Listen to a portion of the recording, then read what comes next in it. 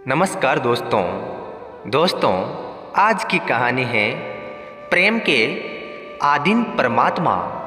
एक बार सत्यभामा को यह अभिमान हो गया कि भगवान की सबसे प्रिय पटरानी तो मैं हूँ। भगवान का प्रेम तो सभी रानियों के प्रति एक जैसा ही था।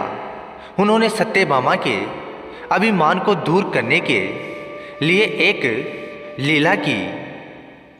भगवान की प्रेरणा से उन दिनों नारद जी वहाँ आए। सत्यभामा ने नारद जी से कहा, मुझे हर एक जन्म में श्री कृष्ण जैसे पति ही मिले, ऐसा कोई उपाय बताओ। नारद जी ने कहा, आप जिस वस्तु का इस जन्म में दान करेगी वह वस्तु अगले जन्म में प्राप्त होगी। यदि आप श्री कृष्ण को अगले जन्म में पति के रूप में प्राप्त करना चाहती हैं तो उनका दान करो। सत्यभामा जी तो श्री कृष्ण का दान करने के लिए तैयार हो गई, किंतु उनका दान ले कौन? जब कोई दान लेने के लिए तैयार ना हुआ तो सत्यभामा ने नारद जी को इसके लिए तैयार किया। आखिर नारद जी ने स्वीकृति दे दी। संकल्प करके सत्यभामा ने श्री कृष्ण का दान कर दिया। नारद जी श्री कृष्ण को लेकर चलने लगे। सत्यभामा घबराई और बोली, मेरे पति को लेकर आप कहाँ जा रहे हैं? नारद जी ने कहा, आपने अपने पति का दान कर दिया है। श्री कृष्ण अब मेरे हैं। श्री कृष्ण मुझे दान में मिले हैं, अतः इन पर मेरा अधिकार है। सत्यभामा को अपनी गलती का एहसास हुआ। वे नारद जी से श्री कृष्ण की मांग करने लगी। नारद जी ने कहा, ऐसा कैसे हो सकता है? दान में दी गई वस्तु फिर ले नहीं जाती और मैं दूंगा भी नहीं। यह बात जैसे ही सारे महल में फैली, सभी रानियां दौड़ी चली आई। रुक्मिणी भी वहां उपस्थित हुई। सब रानियां नारद जी से प्रार्थना करने लगी, हमारे कृष्ण को लौटा दीजिए। लेकिन नारद जी किसी की तरह मानने वाले नहीं थे।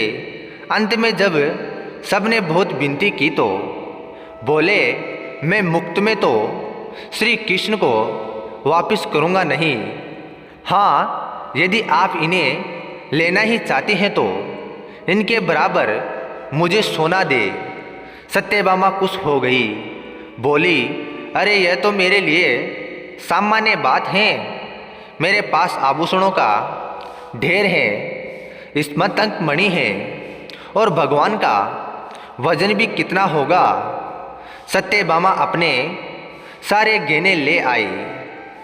तराजू के एक पलड़े में लीलानाथ भगवान श्री कृष्ण को बैठाया गया और दूसरे पलड़े में आभूषण रखे जाने लगे।